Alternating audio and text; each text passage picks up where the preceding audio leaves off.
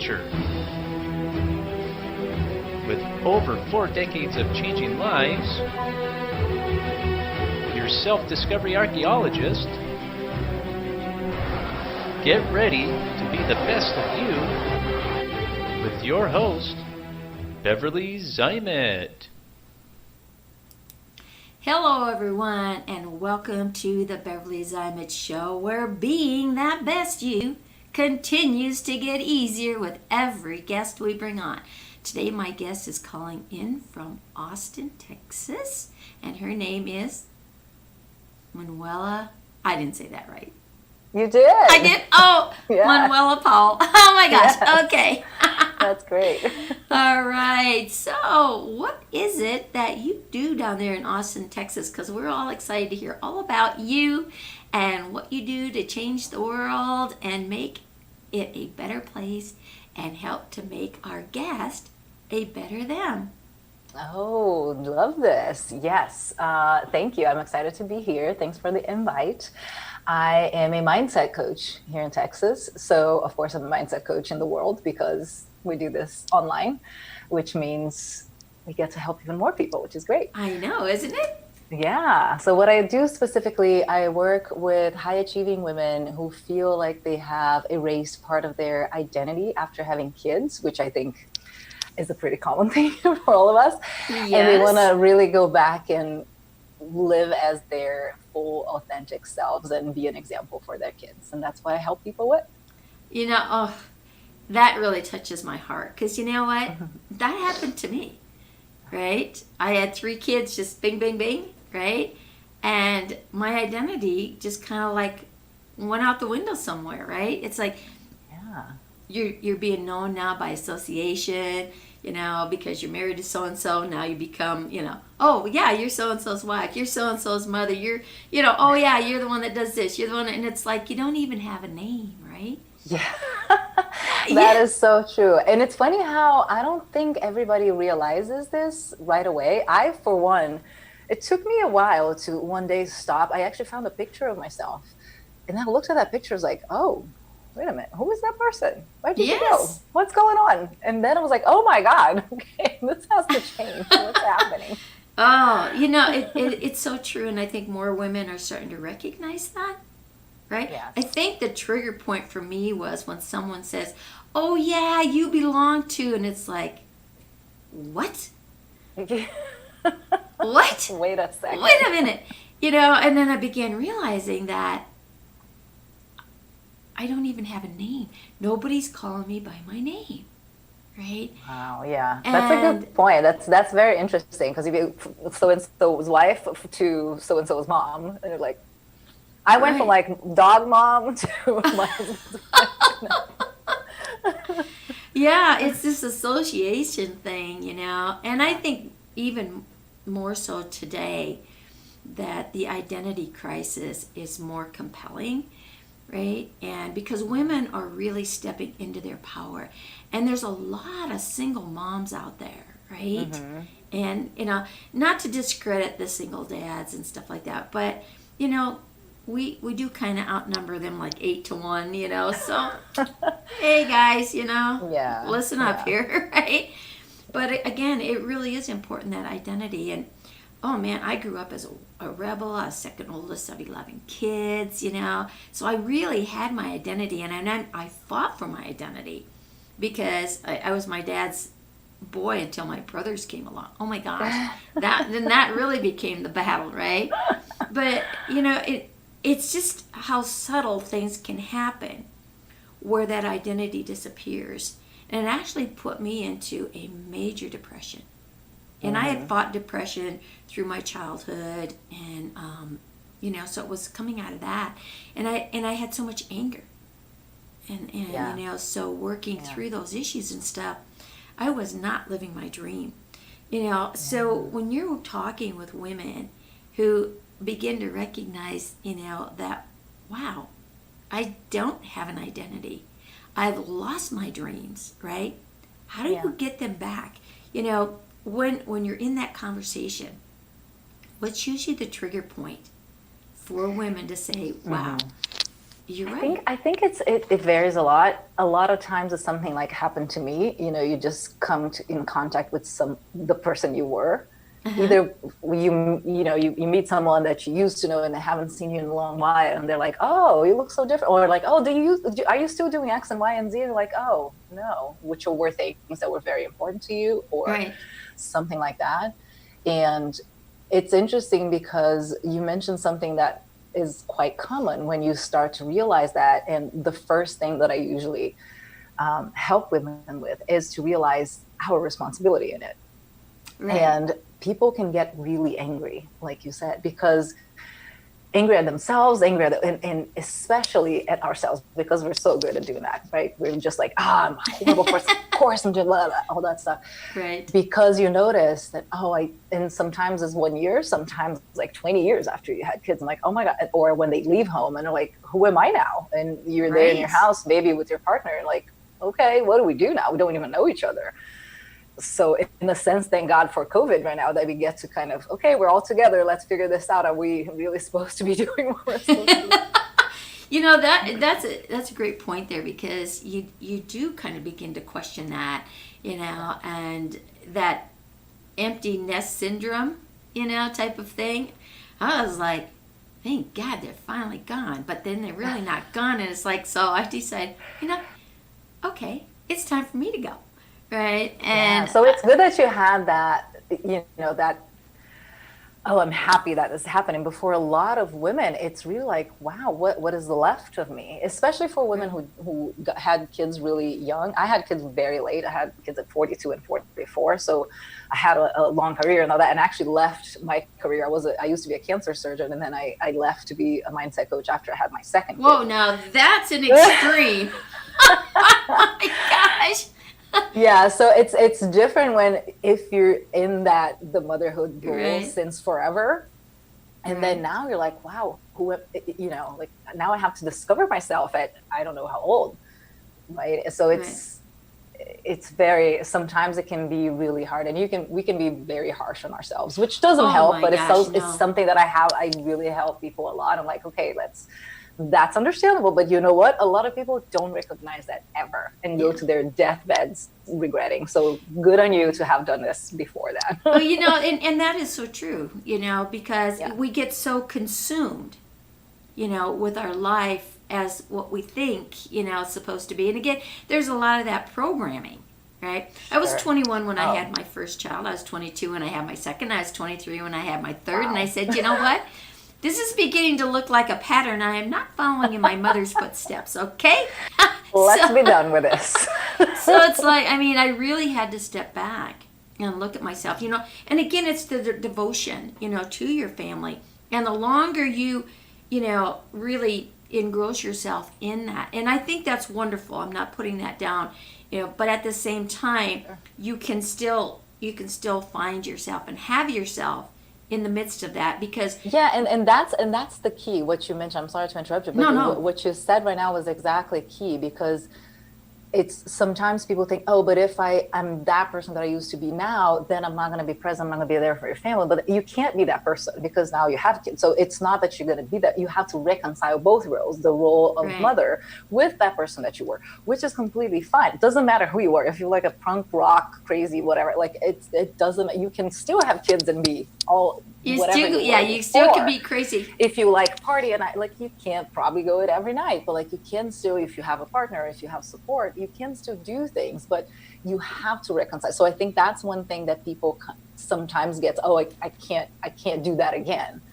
Like, yes, you can. It's going to be a little different because now you have this other right? thing, which is amazing too, and you love it, right? Hopefully. Well, And a lot of times, like, this was my dream. I wanted to have kids, and now you have your dream, and like, oh, right. but now I don't exist anymore. But you still can. You just have to figure out, You kind of juggle a little bit, right? right? Yeah, Right. Yeah, and which is what we do in life in general. we Because do, we do, and there is a happy medium, yes, because devotion is great. Whether you're devoted to your children, or you're devoted to your spouse, whether you're devoted to your career, that devotion is powerful. But you can have all of that in the same package when you learn how to balance that. And I think this is where we kind of lose sight of ourselves, we lose sight of our career, we lose sight of a lot of different things.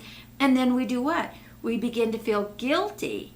But at the same time, when you have children, it's all about teaching them that balance as well. So when they can see that, wow, I can still be a parent, I can still spend that quality time, because you're not kind of like hovering every minute over them, you know.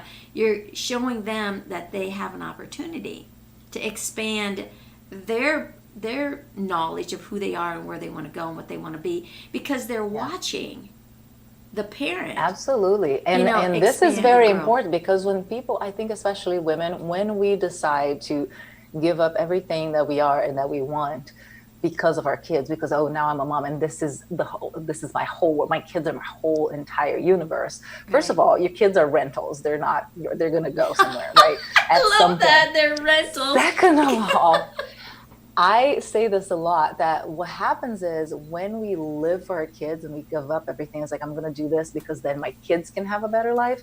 Right. They see that, and then they grow up, when they have their kids, I'm like, oh, I'm going to give it all to my kids. And then we're just like doing this over and over, putting people on the planet to put more people on the planet, instead of putting, being our full potential.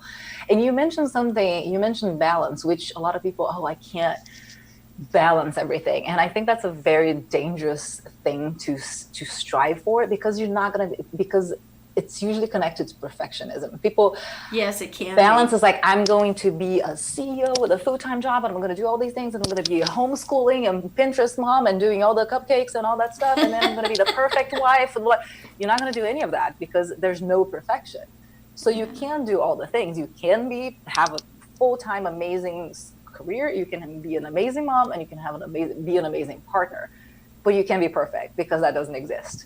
Right. So I think when we try, it's like, that's when we feel bad, because I'm not being the perfect mom, because I'm not volunteering, I'm not on the PTA.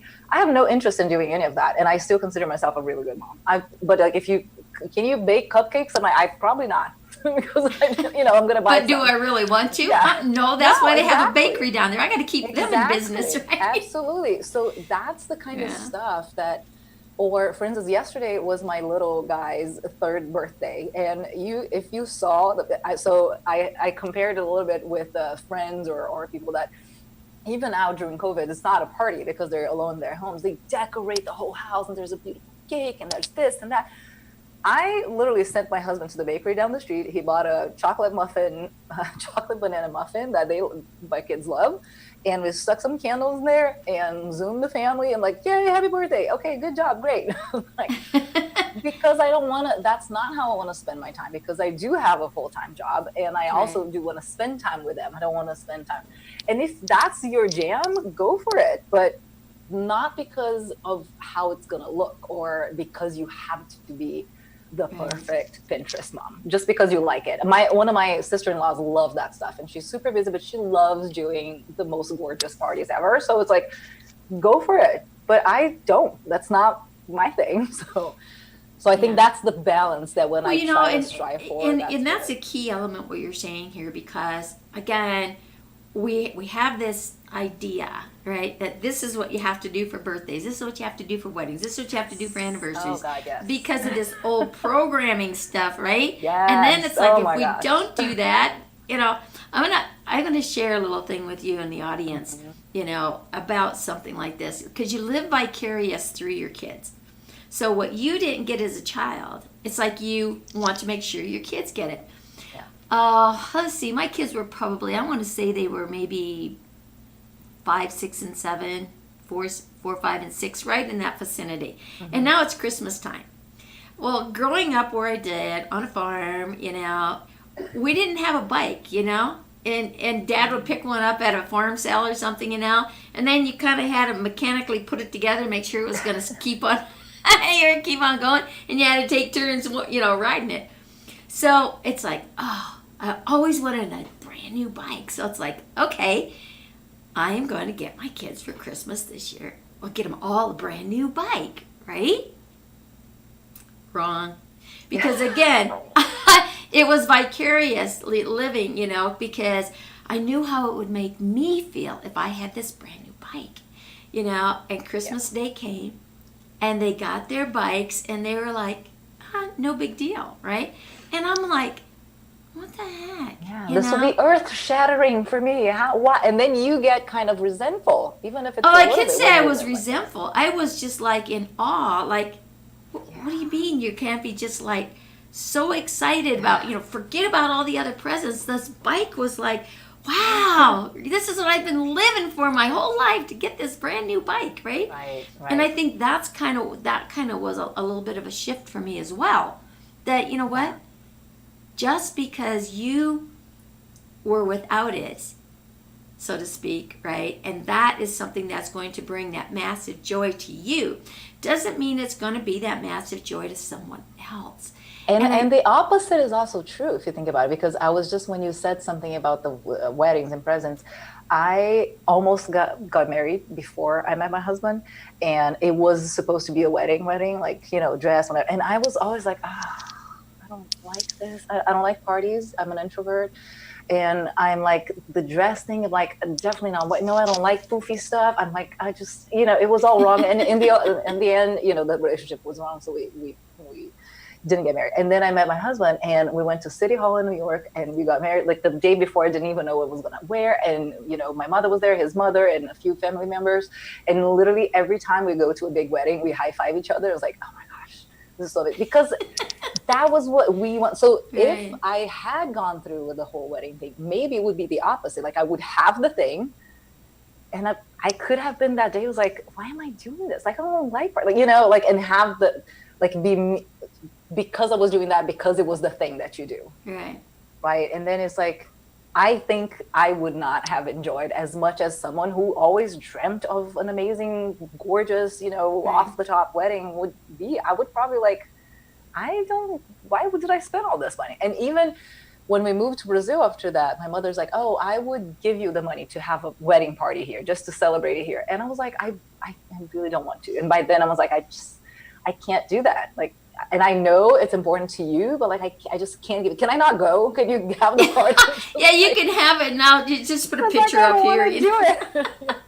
So in the end, I was like, no, but I'm not going to give you the money if you don't. I'm like, I don't want them. I just don't want to have the party. It's fine. Like I'm married. I love the party that we have, which was just calling a few friends and go to a bar and celebrate. That was great. That's all I Right. needed. So Right.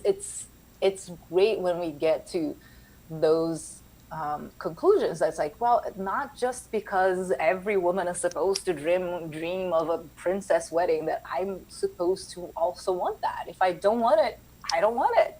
Great. Well, and Right? that's something too that's really key is that just because society says or it's been whatever to be able to speak and profess what you want. It's like, no, that's not my desire. My desire is this, Yeah. right? And it's okay. It's fine. That's right. If it's that's totally your fine. thing, then by all means, do it. Do it. Yeah. My But you really grandson- have to go. And that's one of the things that I really help women and teach them to do is like, what do you want? And of course, a lot of times as a mom or as a human, you have to do things. You have to compromise, obviously. But I Right. feel like we compromise. We disappoint everybody else and their mothers before we even think of disappointing ourselves, or we disappoint ourselves all the time before we think about disappointing someone that we barely know and we don't care for. Right. So it's just like, these are the things. And the fact that I had to disappoint my mother in that situation, because she apparently wanted to have a party. But I have to say to myself, what would Right. it cost me to go through this? And be like, this is really not me. This is really not, I would not enjoy it. Every time she would say, oh, let's go and plan this, I'll be like, oh, I don't want, it would be such a Well, hassle it's a for false me. truth, right? It's a facade. Right. You're not really being you, and that's what we started this whole show on. Was what is that identity, that truth of who you are. Yeah, sometimes you compensate a little bit for this, and it's like, okay, put it out there, and And sure, you have to do these things. What I say is like, for instance, if we work a lot on boundaries. So if you have a boundary in your life that you have 8 hours of sleep every night, once you become a mom, that boundary is going to get crossed, obviously.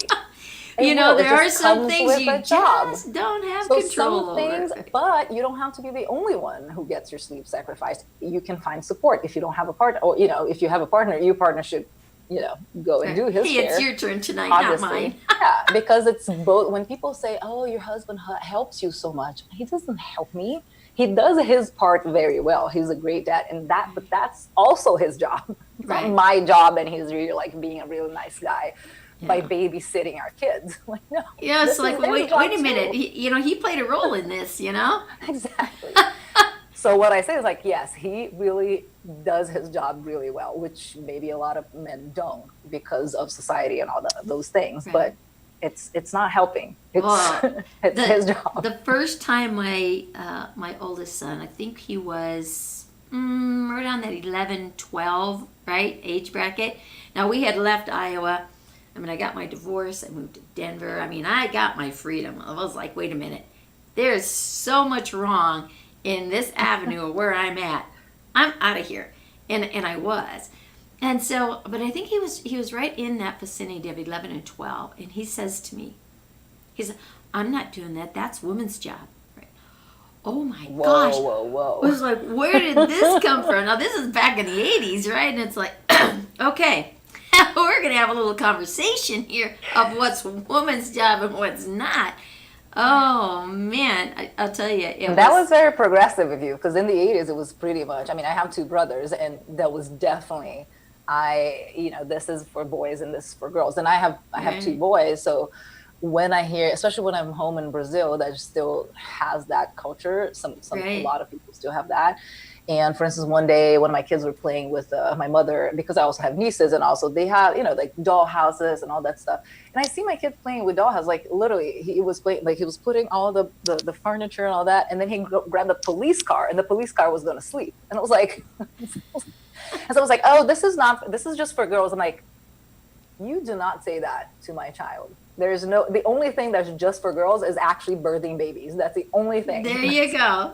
That's the only thing that women would do that men cannot do. That's about the truth. But anything else, if they go sometimes, like, oh, my oldest, who's now 5, is like, oh, long hair is for girls and short hair is for boys, things like that. And at the time I had really short hair, and I was like, look at me. And he looks at me and was like, am I a girl or a boy? I was like, you're a girl. I was like, how's my hair? I was like, oh yeah. I was like, first of all, you didn't even notice this until this point. So let's just think about that. And he had a buddy at his daycare that had really long hair. It was like, and your friend so-and-so. I was like, oh yeah, he's a boy.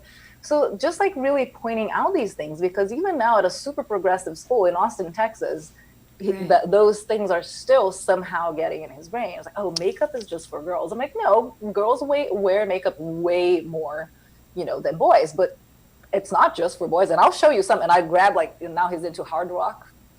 And I show him, like, look at these guys. They're wearing makeup and they're men. So, not that I necessarily want him to wear makeup, but just like, whatever, it's fine. This is all about that identity, right? This is all about being them.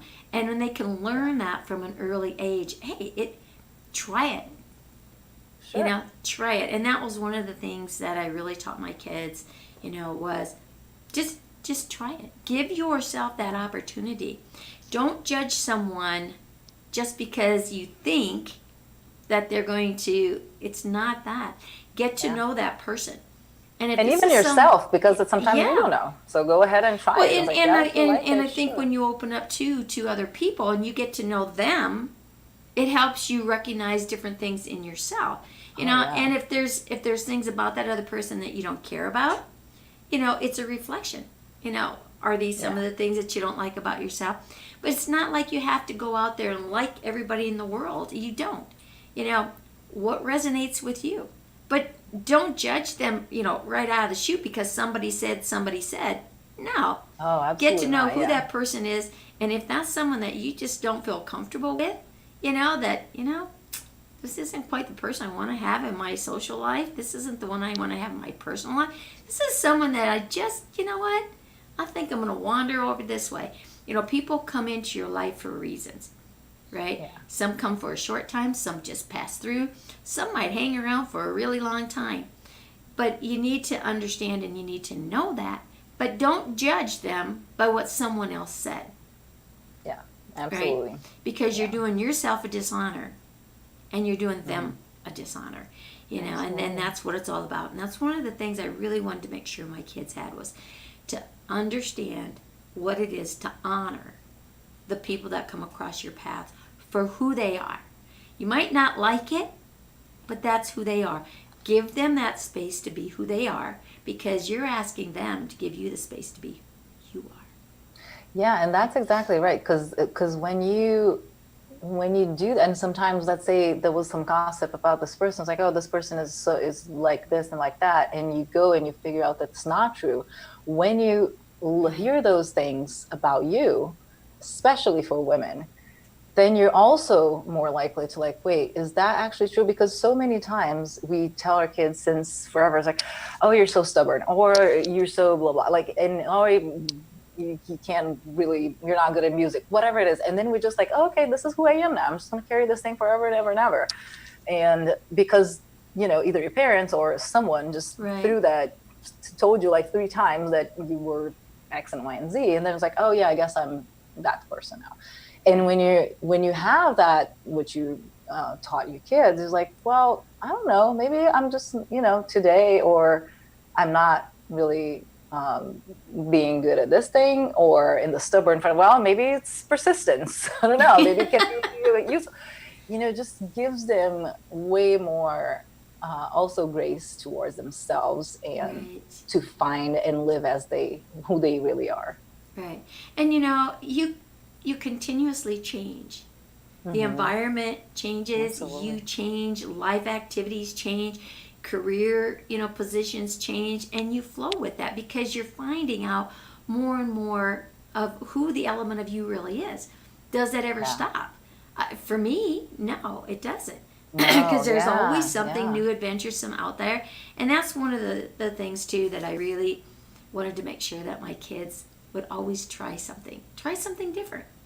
Right. Yeah. Whether it's different food, different vacations, different adventures, different careers, you know, hey, try it. If you don't like it, change it. You know, and also you don't necessarily, even if you, in my case, I had a career that took me decades to get, you know, to be successful. Right. And then when I decided to quit, I still have people getting annoyed at me, or like, wait, but why, how did you, like, did they take away your license? Did you mess up? Like, wait, you went to Sloan Kettering for your training. Like, how did you, what? And I was like, you know, I actually did it. Like, I was a candidate for, I helped a ton of people. I did it for, I don't know, probably 18 years in total. So I was like, it's not like, as if like when you divorce your partner of like 20 years, people are like, oh, I'm sorry it didn't work. I'm like, wait, it worked for 20 years and now you know, things change, and then that's when we went separate ways. And for me, I feel the same, that I loved my career. It was amazing, and I loved it, and I lived it for so many years. And then once I had kids, I was like, you know what, 12-hour days and being absolutely 100% responsible for so many lives and all that, it's not something that I, you know, wanted to do anymore. I really actually want to raise my kids. I want to choose where I live. I want to take a vacation whenever I want to take a vacation. I want to do all these things. I want to take them to school and pick them up from school. So it's going to be so much harder. So, of course, it was not an easy decision because I did not have a coach. If I had a coach, it would have been easier. But eventually, when that decision came, and I found the new career that would also fulfill me, that would also be helping people and changing their lives, it's like, this is amazing. I love it so much now. I'm so happy now, and I was so happy doing what I was before. But at some point, it's like, okay, this was a thing that changed in my life, and now I'm ready for something totally different. And if in 20 years I decide, you know what, I'm gonna do something completely different, like, all right, and now my kids are gone and I decided that I'm going to do whatever else, that's fine too. It doesn't mean that thing was not the perfect one for it. Right now, this is the thing that's perfect. You're right. And it is about that right or wrong thing, that good or bad thing. You know, it's like, wait a minute. Just because it's not right for you doesn't make it wrong for me, right? And so you talked about mindset, right? You mentioned mindset very early on. And it is about that mindset, because what the mind can conceive and believe, it can achieve, right? So when you're looking from that perspective, you know, honor me. Again, we go back into that, honor and respect me, but you need to honor and respect yourself first. and it's about speaking up. And that's what this show is all about, is to allow women, and we've had some men on the show, and that's fine, but it's like giving yourself permission to really be you, to discover that. How do you become that better you in every aspect of your life? Now you're living and being true to who you are and where you want to be. And you mentioned something that was very important. Your career as a surgeon was very fulfilling because you were doing what? You were helping not only that person who was going through it, but the family, because it rippled. And now it's like, wow, that segment of my life is finished, right? Now I want to step into something new. I want to try something different. And now you have these little ones that are depending on you. And that's, it's basically the same thing, just different avenues, right? And that caring. And now you found another career that's even more fulfilling, because whether you want to believe it or not, you were just as much a counselor or an assistant, verbally, mentally, emotionally going through all of this as you are now. So it really isn't that much different. No, and that was why I ended up becoming a coach, because for a while, I think when we moved to, so we lived in Brazil and then we moved to Austin when my little guy was 2 months old. So I had a 2-year-old and a 2-month-old moving overseas, like having to pack all our apartment, put everything in the container, then live in my mother's house for a month to give time for the stuff to get here. And then we moved into this huge house that was old and nothing worked. Literally, when we moved in, the washing machine, the dishwasher, the battery in our car, like nothing. It was like Mercury retrograde times a million. So, and, still breastfeeding, and with the little guy, it was just a mess. And I had to, of course, get used to that whole being a full-time mom, because I had my career in Brazil. I had never been a full-time mom of 2 kids exclusively, right? Because in Brazil, I had help, right? So then I moved here. It's like, okay, now I have to take care of these 2 people, and I also have to cook for all of them, and I also have to clean this huge house, and I also have to, my husband working full-time.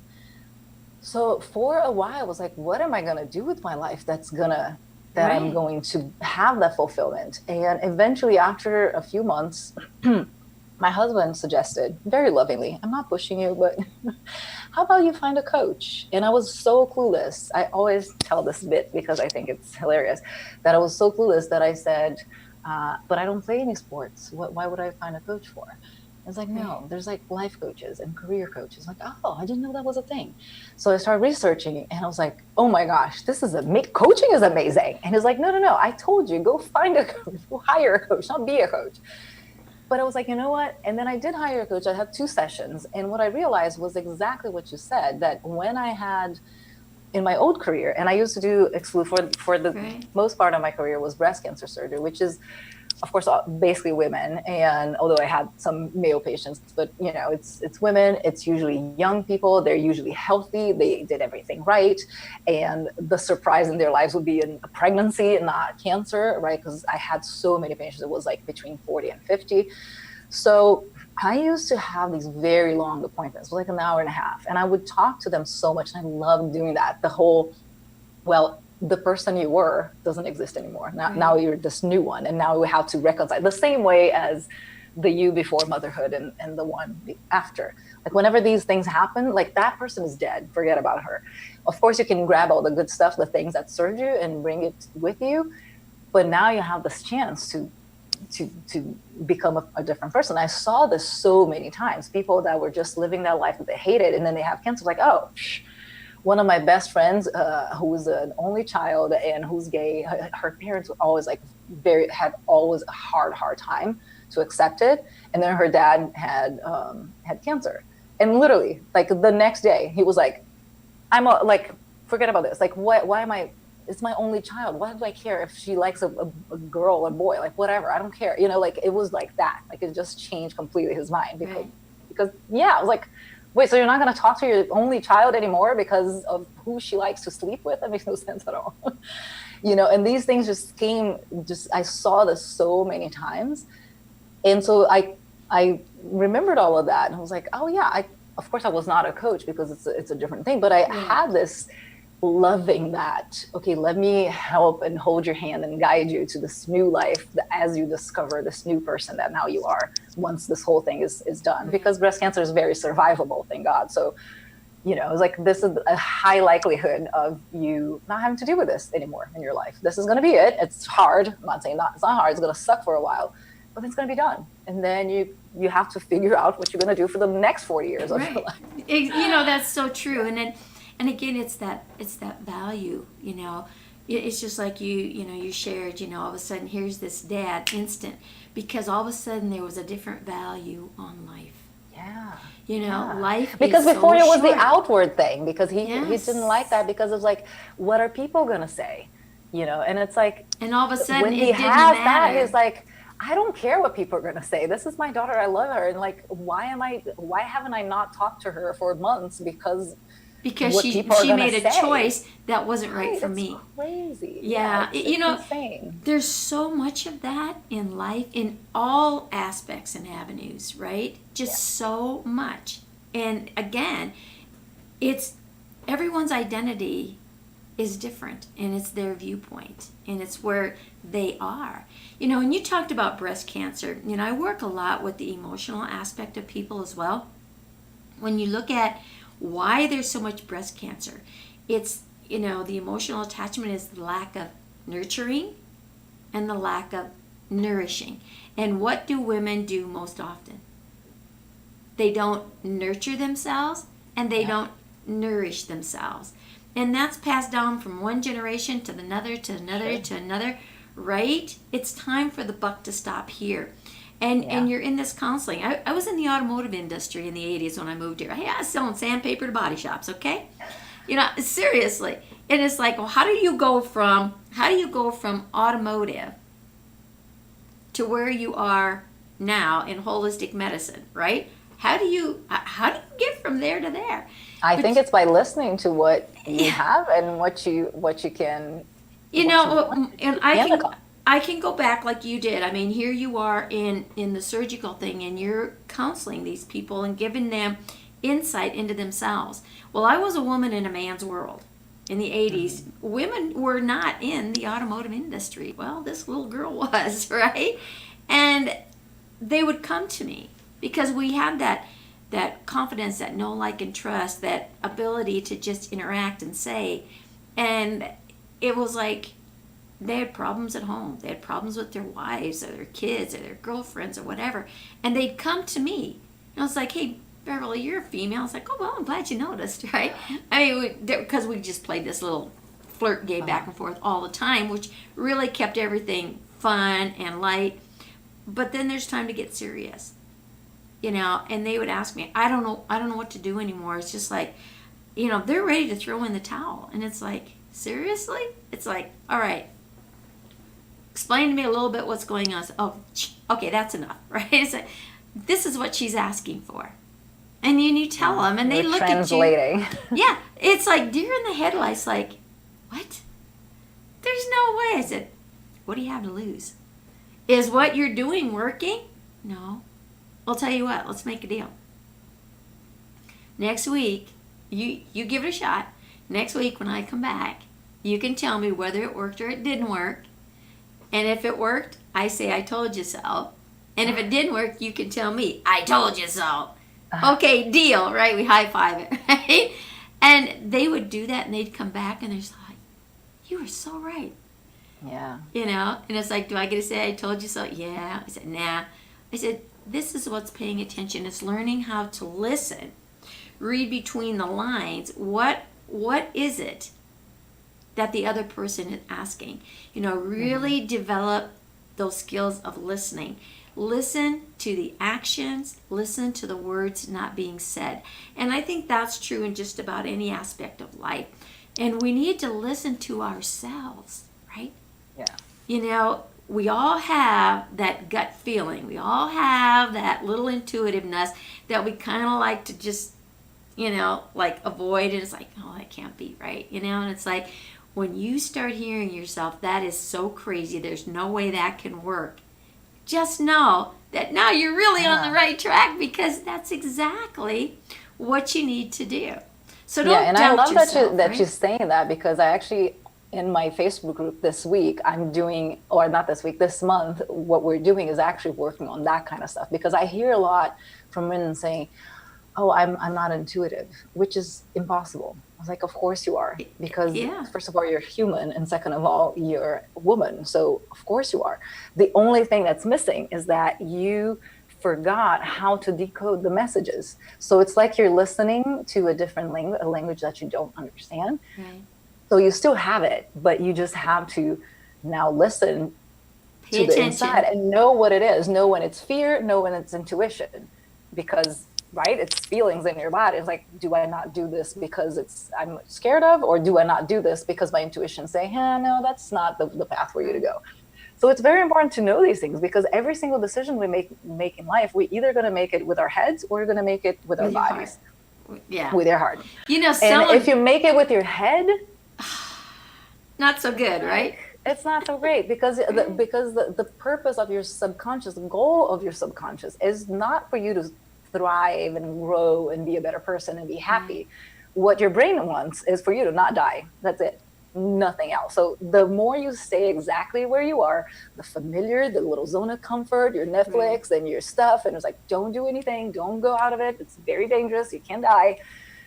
That's what your Yeah, brain but you wants know to do. what? You're going to So die no matter what, so go out and have a good sure, time before you die, right? of You know, course. this was a gentleman that actually said this on my show that I have just tried to incorporate, more into it.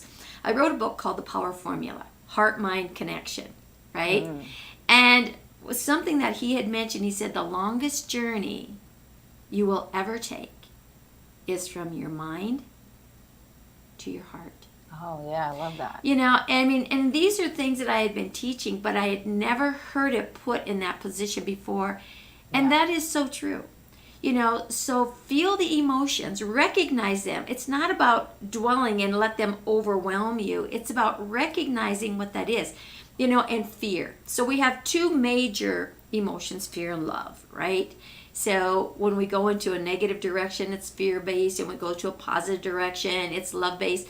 But it's understanding that negative and positive are only a charge of force. So the negative charge is the power. The positive charge is the strength. And you need both. You need both. So Yep. don't let fear overrule you. Move that word fear when say, okay, I'm going to take some caution, because when you go into things that are caution, now you're paying more attention to that language that you were talking about, right?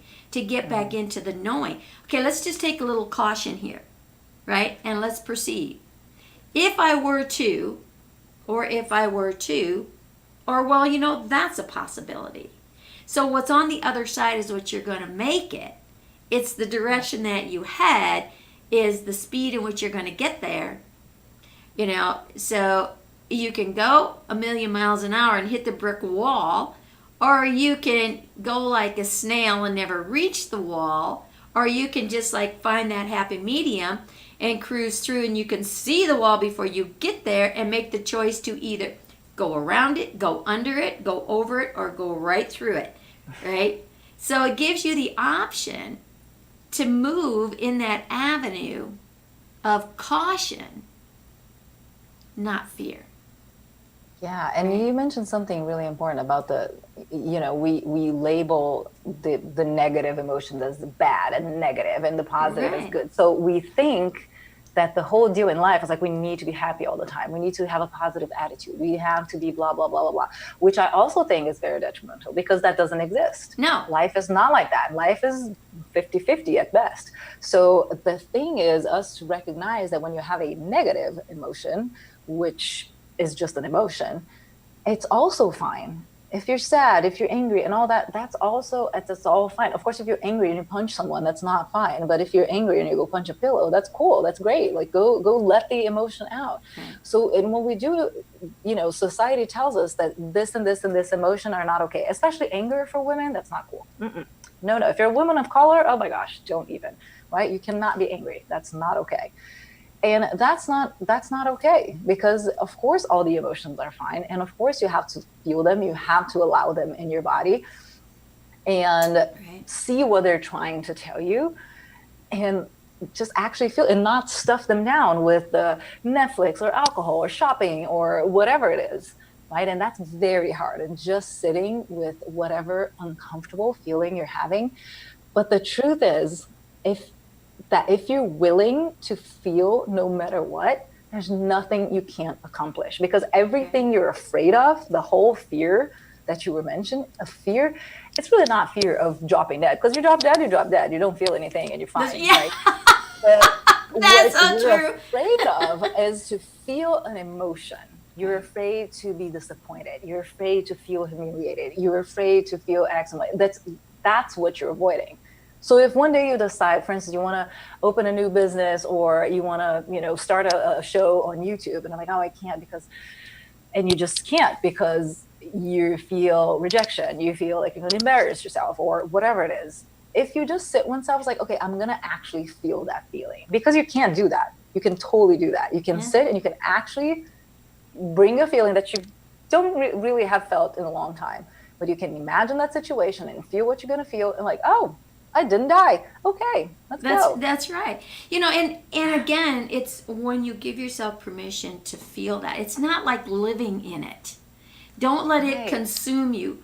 Recognize it, acknowledge it, take it for the lesson it's giving you, and then let it go. We're in this duality But to let it go, world. you do have to feel it. You can't just like, oh, I'm sad, but I'm actually fine. I'm actually fine. I'm going to scroll Facebook, and I'm going to drink some wine, and I'm going to shop some stuff, and I'm not going to think about it. I'm like, no, sometimes you do need to sit with it. Don't deny yourself to feel it. Yeah. And then take the lesson so that it can and let just, it go. Yeah, and just it's almost just like the emotion kind of starts here, and you need to allow it to go all the way and get it.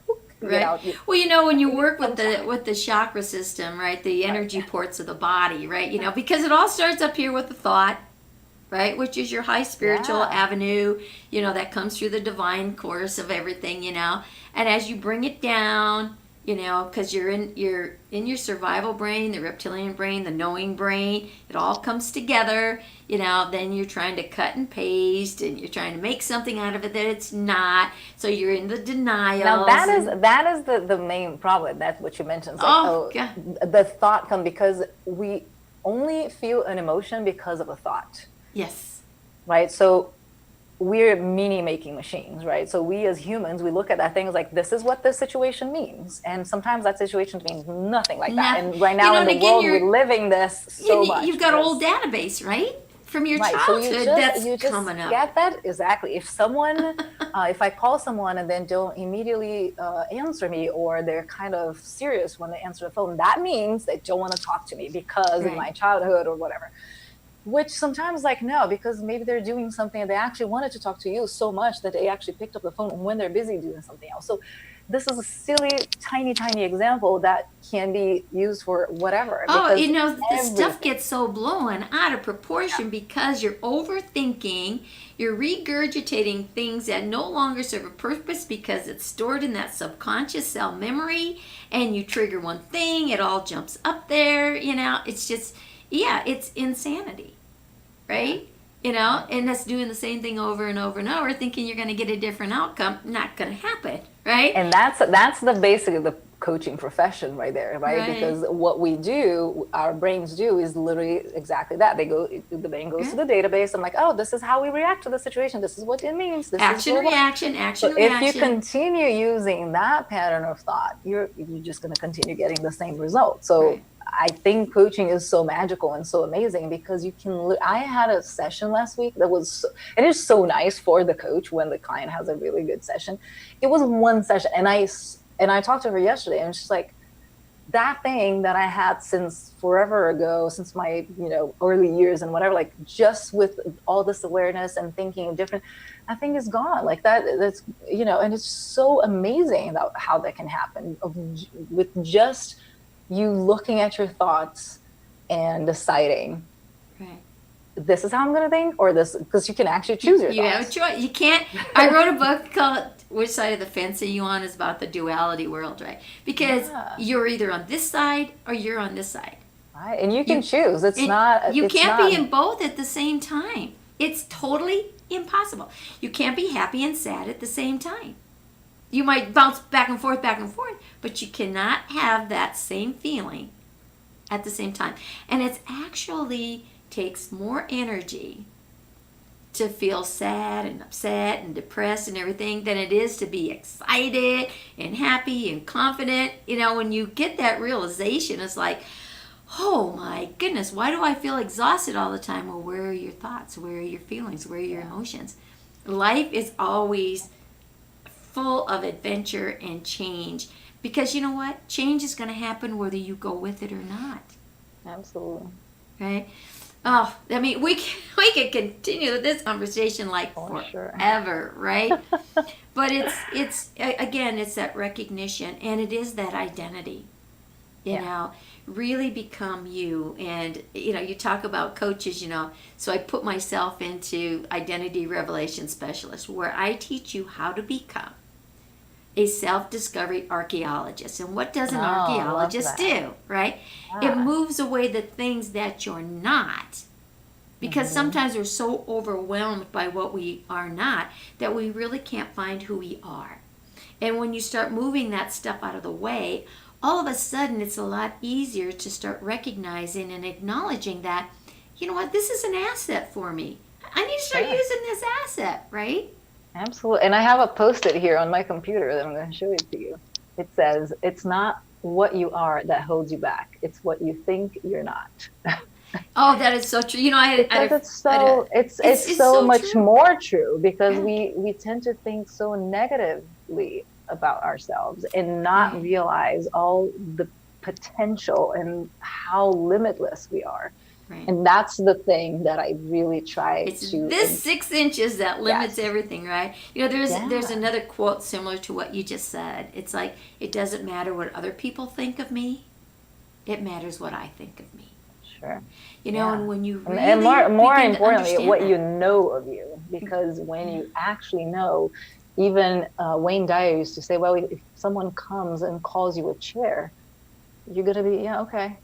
And sometimes someone comes and oh, you're selfish. And like, oh my God, what? Am I selfish? Because then suddenly it's something that you don't know if you are or not. Okay. But a chair, you know you're not a chair.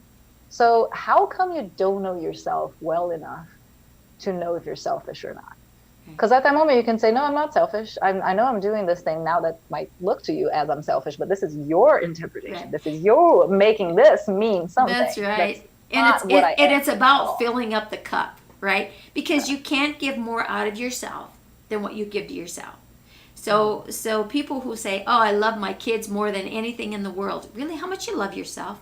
On a good day, maybe a 7 or an 8, but on a bad day, maybe 3 or 4. Really? So one of my kids actually asked me this the other day, because I said, for whatever reason, I was saying, oh my gosh, I love you guys more than anything in the world. Like, you two are my favorite people, and this and that. And he says, oh, do you love me more than Mateo, his brother? I was like, no, I love you both exactly the same. And do you love me more than Papai? I was like, I love you guys more because I made you.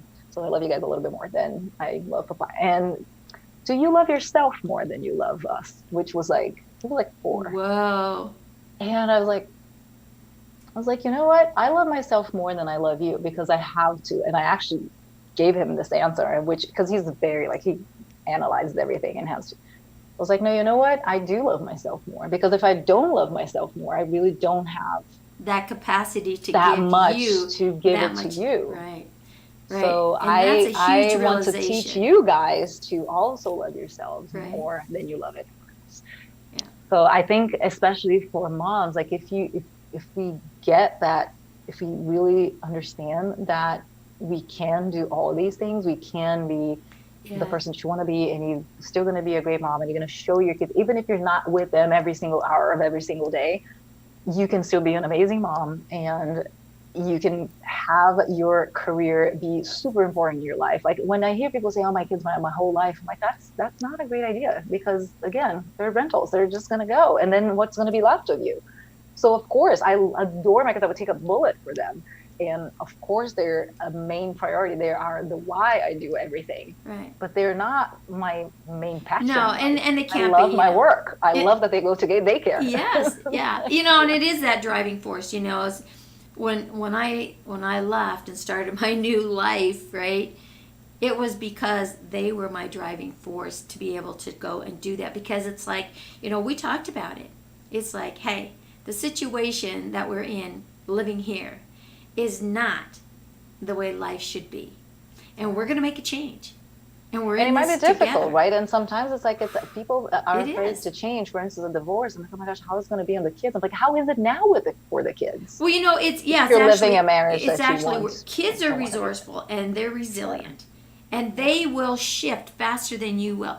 Because when you think about it, if you're in an unhappy situation, if there's abuse, or if there's just no love, if there's just whatever, that's what they learn. And that's not the way it needs to be. No, that's not what you want to model for them. Exactly. Well, they need both parents. Really? That's the parent they need? When you think about that? So where is it? Is this the parent you thought you needed? It just, it's all messed up. Well, society says, oh, geez, when I got my divorce, you just didn't do those things back in the 70s, right? And even in the 80s. And coming from a strict, Catholic, 12 years in a parochial school. Oh, my dad thought I totally lost it, right? And it's like, what? It didn't matter. Good for you. And for your kids. It didn't matter, because I was not going to stay where I was, because that's not me. There's more to life, and I've never regretted, never looked back. But it took my dad until, I want to say, probably closer to, maybe 87, 88, when he finally really acknowledged that I did do a good thing. It was okay. Because he saw how much happier I was, much happier the kids were, how and our that's life the thing now. experienced. Imagine if you hadn't done it because your father said that was not the right thing to do. Right. After a while, he changed his mind. So we change our mind. So of course, you can't. First of all, you're never, ever, ever going to please everyone. I used to. I joke all the time that my dad. It's like that song, right? Chocolate. You can't my dad didn't everyone. like chocolate, so not even chocolate is for everyone. So obviously, you're not gonna please everyone. Right. You might as well just please yourself. It all starts with the self. Right. Because when you come into this world, you're on your own. When you go out of this world, you're on your own. What you do in between, you're on your own. Yeah. Because how many people regret when they're on their deathbed? I shoulda. I'm going to tell you, because I actually saw those people, because again, I was a cancer surgeon. So I can tell you from actual personal experience that people actually have those regrets. Yeah. And that's why I think this work is so important. This work, as you as a person, to go and really figure out who are you and who you want to be in the world. Right. So when you deny yourself the opportunity or the go ahead, ask yourself this before you say yes or no if you're on the fence. Will the day come that I may regret this? And if the first thing pops in your head, yes, then by all means, just do it. That doesn't mean you have to keep doing it, right? Because you know what? That's a part of that growth. So if you think there's an opportunity, that there's a chance that you may regret it, then do it. Because that day of regret will come. And I'll tell you, this little girl ain't gonna regret nothing. And that's not being selfish. That's being the true to yourself. That has to start with each and every one of us. Oh my gosh. Absolutely. Okay, we're going to call this a show, and we're going to definitely get you back on here because we got a lot more to talk about, right? Yeah, for sure. I can talk about this forever. So. Okay. Oh, yeah, same here. So we are at that hour point already. It's like, oh, my goodness, how did we get here so fast? Right. So, let me see. Am I going to say your name right? No. Manuela Powell. Manuela. It's like, okay. Yeah. So, Manuela, if you could leave our audience today with just one message, what would that message be? I like to tell people that if you don't know yourself, and what you want and what, basically your identity, just go find someone to help you with that. Just really go figure that out, because your life is going to be so much better. Just so much better. So there is a way. I don't care if you're 101 years old right now and you don't know, you can still do that. That's so right. You're never too old. Go and you're for never it. too If you young. it's only done when you're like done. Dead. When you're laying horizontal and there ain't nothing going on, right? Yeah. So go figure out who you are and live the life that you want to live, not that other people think you should be living. Exactly. Oh, great words of wisdom. Great words of wisdom. So it's time to say, go out there and be that best you that you can be, because we here are going to be the best we that we can be. And we'll see you all in the next show. And don't forget to comment.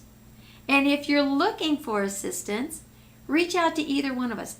That's what this is all about. So comment below, and we will see you on the other side and in the next show. Bye for now. Thank you.